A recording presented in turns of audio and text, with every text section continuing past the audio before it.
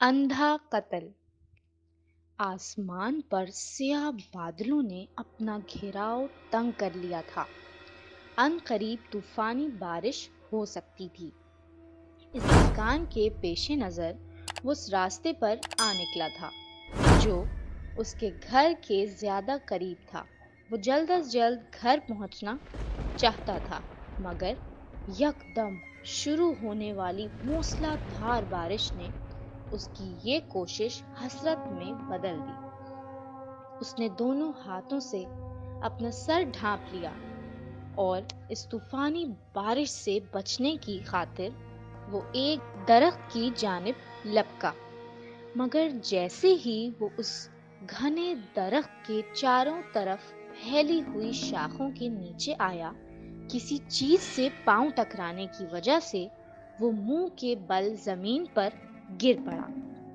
بارش کا کیچڑ زدہ پانی جیسے ہی اس کے منہ اور نتنوں میں داخل ہوا، وہ تڑپ کر بلبلا اٹھا اور بے ساختہ خود کو سنبھالتا ہوا اٹھ بیٹھا۔ اسے اس شے پر شدید غصہ آیا جس کی وجہ سے وہ بری طرح ٹھوکر کھا کر گرا تھا۔ اس نے فوراً غصے سے اپنے عقب میں دیکھا تو یک لخت اس کی سانس رک سی گئی۔ اس کی آنکھیں خوف اور دہشت سے پھٹی کی پھٹی رہ گئیں۔ وہ حیرت سے آنکھیں پھاڑے اس سرکٹی لاش کو دیکھ رہا تھا جس پر جگہ جگہ گوشت کے لوتھڑے لٹک رہے تھے جو ارد گرد کے پھیلے بارش کے پانی کو تیزی سے سرخ کر رہے تھے۔ شاید کچھ دیر پہلے ہی کسی نے اس سرکٹی لاش کو وہاں پھینکا تھا۔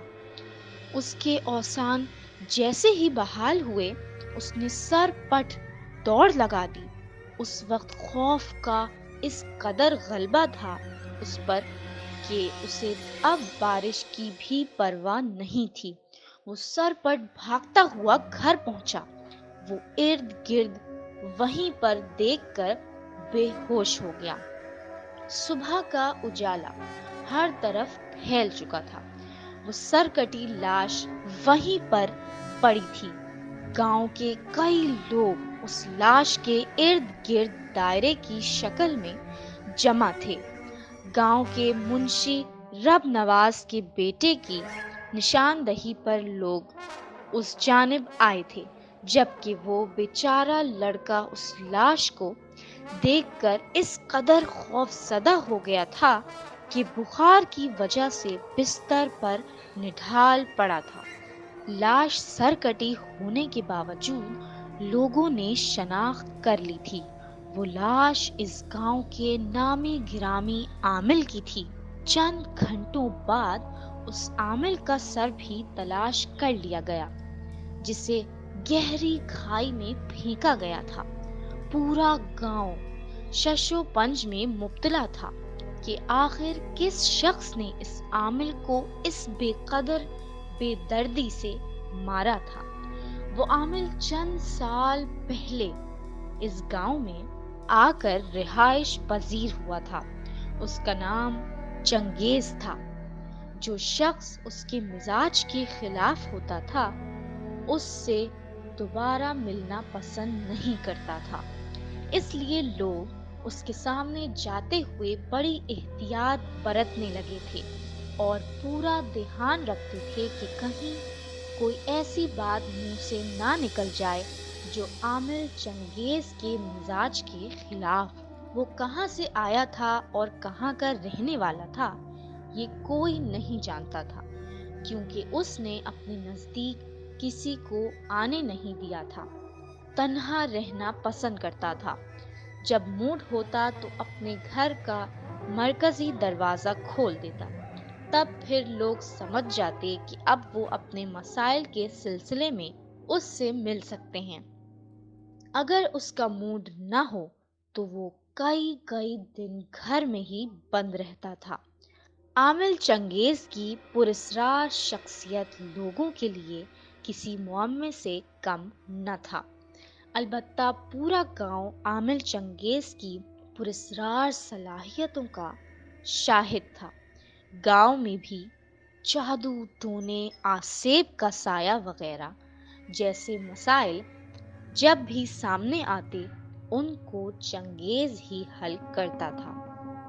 اس گاؤں کی ایک سغرا نامی عمر رسید عورت کا مسئلہ بھی بڑا گھمبیر سا تھا۔ سغرا بے اولاد اور ٹانگوں سے معذور تھی۔ خدا کے بعد اس کا دوسرا سہارا اس کا شوہر ہی تھا جو اس کی دیکھ بھال کرتا تھا۔ سغرا اپنی زندگی کے آخری ایام بڑے آرام سے اپنے شوہر کے ساتھ گزار رہی تھی۔ جوں جوں وقت گزرتا توں انسان موت کے نزدیک ہوتا چلا جاتا ہے۔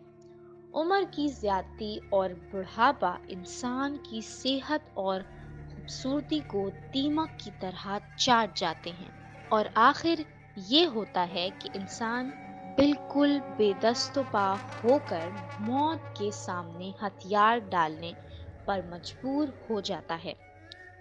تاجدار بھی ایک رات سویا، نہ جانے رات کے کس پہر اس کی روح قفس عنصری سے پرواز کر گئی۔ سغرا نے صبح اپنے شوہر کو بستر پر مردہ حالت میں پایا تو غم اور صدمے سے خوب چیخو پکار شروع کر دی۔ شوہر کے علاوہ کوئی بھی اس کا قریبی رشتہ دار نہ تھا سوائے اپنے شوہر کی چچا زاد بہن زرینہ کے، جو برسوں سے اس دن کا انتظار کر رہی تھی۔ تاجدار کی موت کے بعد اس کی دلی حسرت تھی کہ سغرا کا وجود بھی اس دنیا سے اٹھ جائے اور پھر وہ ان دونوں میاں بیوی کے مکان اور زمینوں پر قبضہ جما سکے۔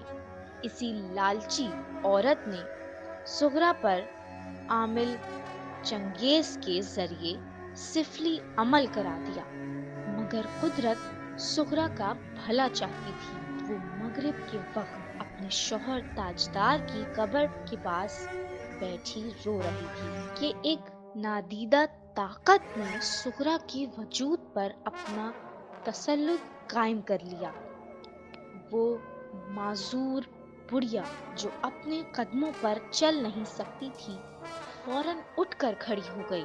اس کے پاس موجود گاؤں کا ایک شخص جو اسے قبرستان لایا تھا صورتحال دیکھ کر خوف زدہ ہو گیا اور وہاں سے فوراً بھاگ گیا۔ سغرا اپنے گھر اپنے قدموں پر چل کر پہنچی اور اپنے سارے کام یوں کرنے لگی جیسے وہ کوئی جوان اور صحت مند عورت ہو۔ تمام گاؤں میں سغرا کے متعلق عجیب و غریب پراسرار باتیں پھیلنے لگیں، کیونکہ سغرا کے وجود میں داخل ہونے والی نادیدہ ہستی لوگوں سے سغرا کی زبان سے باتیں بھی کرتی تھی۔ اس کا کہنا تھا کہ اسے اس قبرستان سے گزرتے ہوئے ایک معزز بڑھیا پر رحم آ گیا، اس لیے جب تک یہ بڑھیا زندہ رہے گی وہ اس کے اندر رہ کر اس کی خدمت کرتی رہے گی۔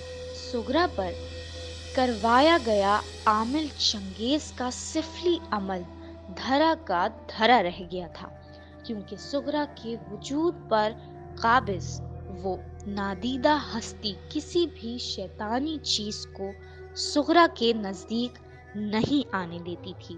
وہ نہ صرف سغرا کی خدمت کر رہی تھی بلکہ اس کی حفاظت کی ذمہ داری بھی پوری طرح سے نبھا رہی تھی۔ عامل چنگیز کے کہنے پر زرینہ کے شوہر اور بیٹوں نے زبردستی سغرا کو لے کر عامل کے پاس لائے۔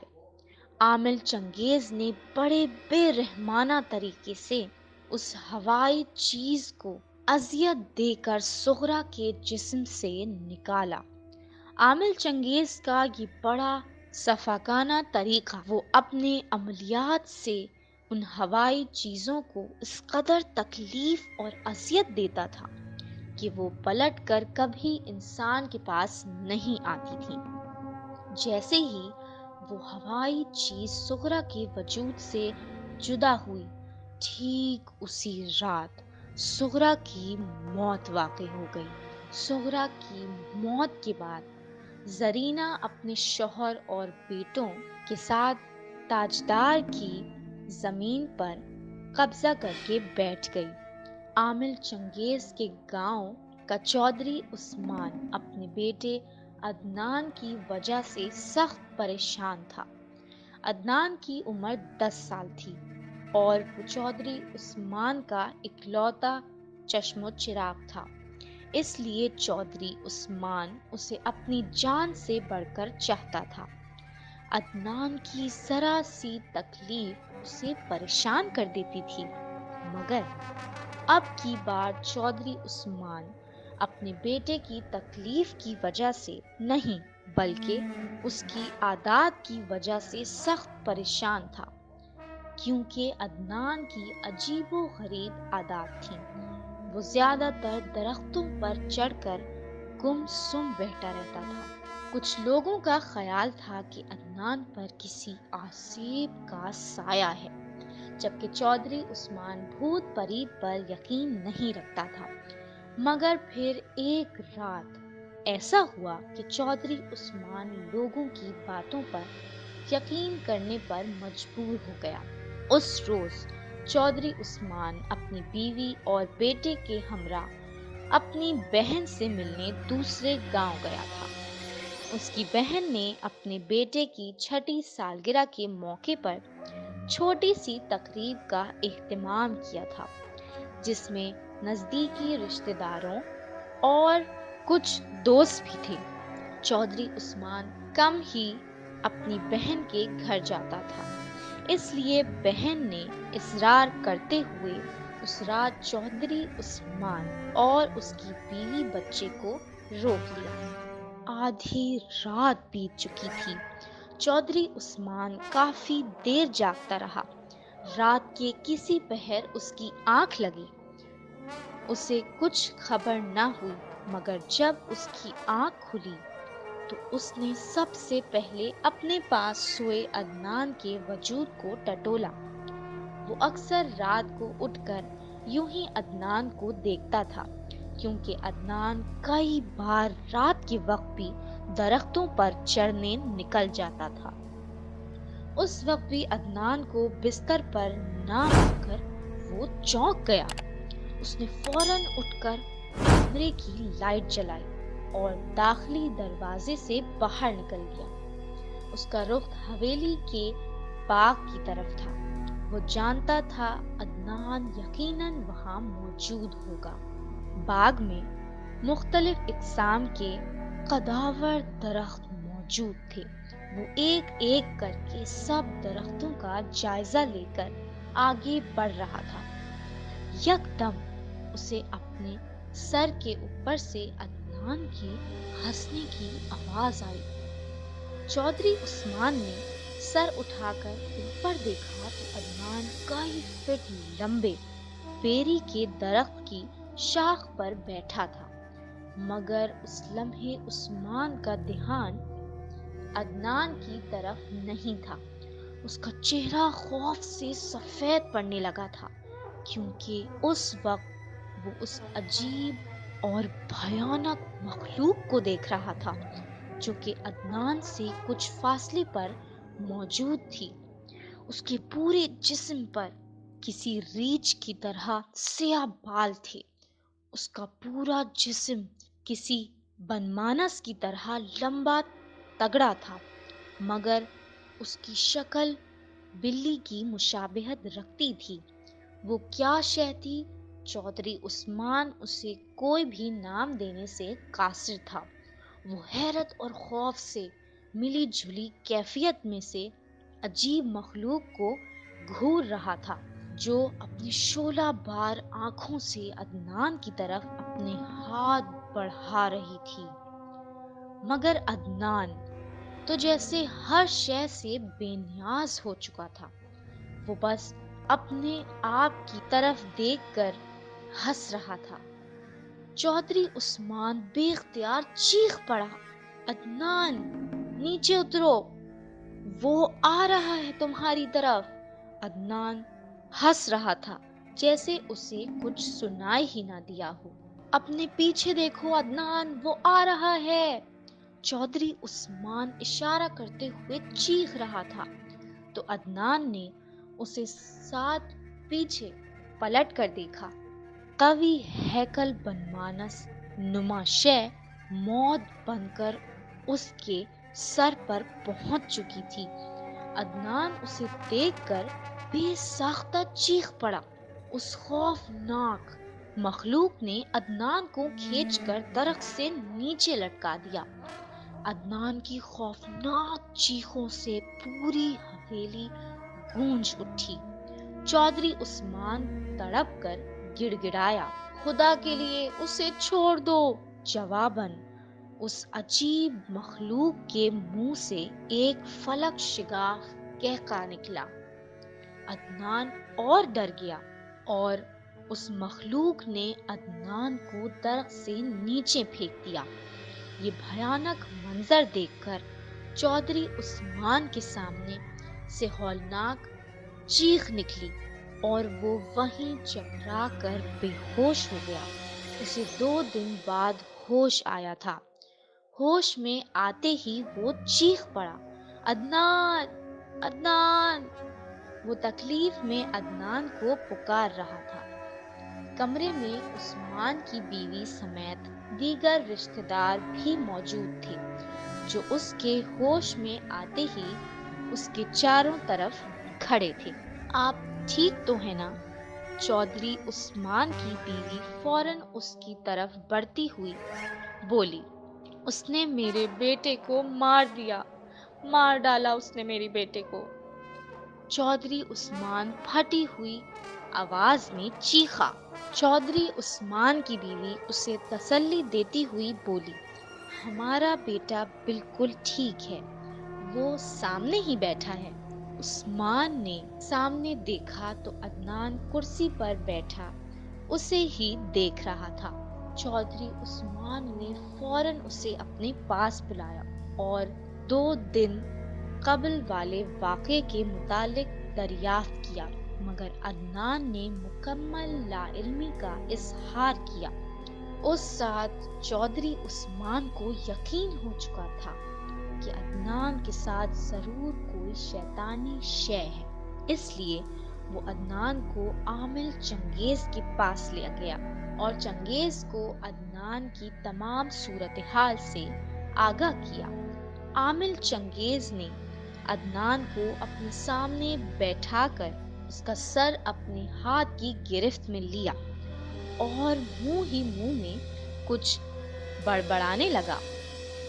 عدنان کے جسم کو جھٹکے لگنے لگے، اس کی آنکھوں میں سرخی اترنے لگی، اس کے چہرے کے ارد گرد حلقے بننے لگے اور اس کی حالت بگڑنے لگی کہ چودھری عثمان بھی اپنے بیٹے کی بھیانک شکل دیکھ کر لرزا اٹھا۔ عامل چنگیز نے عدنان کے پراسرار روپ کو دیکھ کر اپنے دائیں ہاتھ کی گرفت مضبوطی سے جما رکھی تھی۔ بول، کون ہے تو؟ عامل چنگیز خوفناک آواز میں بولا۔ جواباً عدنان کے منہ سے چنگھاڑتی ہوئی آواز سنائی دی، چنگیز، تو نہیں جانتا میں کون ہوں، بہتر ہوگا کہ میرے راستے میں مت آ، ورنہ نتائج کا ذمہ دار تو خود ہوگا۔ اس کا مطلب تو شرافت سے دفع نہیں ہوگا، عامل چنگیز غراتے ہوئے بولا۔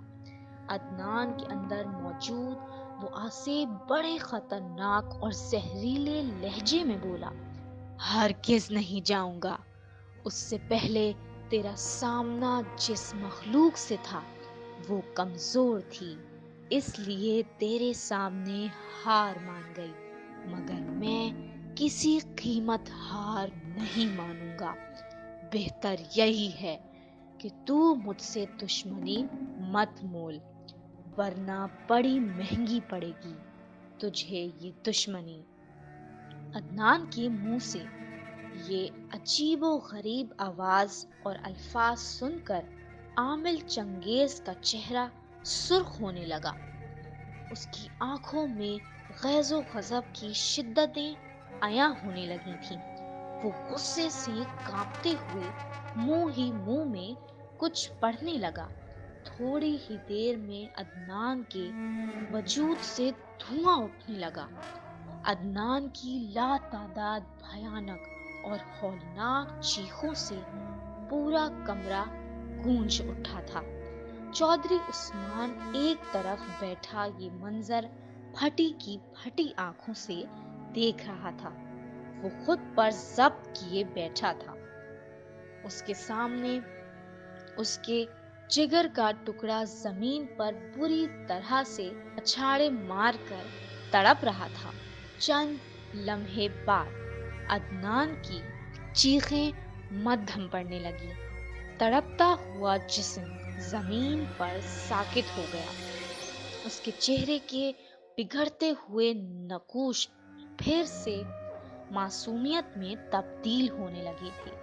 عامل چنگیز نے بڑے فاتحانہ انداز سے عدنان کے ساکت وجود کو دیکھا اور آہستہ آہستہ چلتا ہوا عدنان کے قریب آ کھڑا ہوا۔ پھر حقارت سے بولا، تیرا سارا غرور تہس نہس کر دیا میں نے۔ آخر ہار تیری ہی ہونی تھی۔ ابھی یہ الفاظ عامل چنگیز کے منہ سے ادا ہی ہوئے تھے کہ فوراً عدنان کے چہرے کے خد و خال پھر سے بگڑ گئے اور اس نے پٹ سے آنکھیں کھول دیں اور اپنے سرخ سرخ آنکھوں سے عامل چنگیز کی طرف دیکھ کر تمسخر سے بولا، ہرگز نہیں، میں ہار ماننے والوں میں سے نہیں ہوں چنگیز۔ تو عامل چنگیز غصے سے تھر تھرا کر کانپنے لگا۔ وہ اس سے غیر متوقع صورتحال کے لیے ہرگز تیار نہیں تھا۔ پہلی بار اس کی تمام طاقتیں، اس کا سارا علم کمزور پڑ گیا تھا، مگر ہار ماننے والوں میں سے وہ بھی نہیں تھا۔ اس نے چودھری عثمان کو 7 دن عدنان کو اپنے پاس چھوڑنے کو کہا اور عدنان کے ارد گرد حصار کھینچ دیا تھا۔ چودھری عثمان اپنے دل پر جبر کر کے عدنان کو عامل چنگیز کے پاس چھوڑ کر چلا گیا۔ عدنان عامل چنگیز کے پاس آنے والا یہ پہلا کیس تھا جس میں اس کا سامنا انتہائی طاقت اور ضدی آصیب سے تھا، جو کسی طرح بھی عدنان کے جسم کو چھوڑنے کو تیار نہ تھا۔ مگر اب یہ معاملہ چنگیز کی انا کا تھا۔ اس آصیب نے اس کے علم، اس کی طاقت کو للکارا تھا۔ وہ ہر صورت عدنان کو اس ضدی آصیب کے شکنجے سے نجات دلانا چاہتا تھا۔ اس ضدی آصیب کو بھگانے کے لیے اس نے مسلسل 7 راتوں کا عمل کیا۔ تب جا کر عامل چنگیز کا عمل اس آصیب کی طاقت پر بھاری پڑ گیا اور اس آصیب کو مجبور ہو کر عدنان کا جسم چھوڑنا پڑا۔ مگر اس نے جاتے جاتے چیخ چیخ کر کہا تھا، تم بے شک مجھے اپنے موکلات کے ذریعے کہیں دور بھگوا دو، مگر یہ یاد رکھنا میں اپنا بدلہ لینے ضرور آؤں گا اور بہت جلد واپس آؤں گا۔ بظاہر اس لہجے میں بے بسی تھی، مگر اس کا ہر لفظ نفرت میں بجھا ہوا تھا۔ عامل چنگیز حقارت سے بولا، تو واپس آیا تب بھی میں تجھے بچنے نہیں دوں گا، تجھے ہر صورت ہرا کر ہی چھوڑوں گا۔ یہ عامل چنگیز نے شیطانی آصیب کے جاتے ہی ایک تعویذ عدنان کے گلے میں ڈال دیا تھا، جس کی وجہ سے وہ آصیب عدنان کے پاس کبھی بھی نہیں آ سکتا تھا۔ اس آصیب کے جاتے ہی عدنان بالکل نارمل ہو گیا۔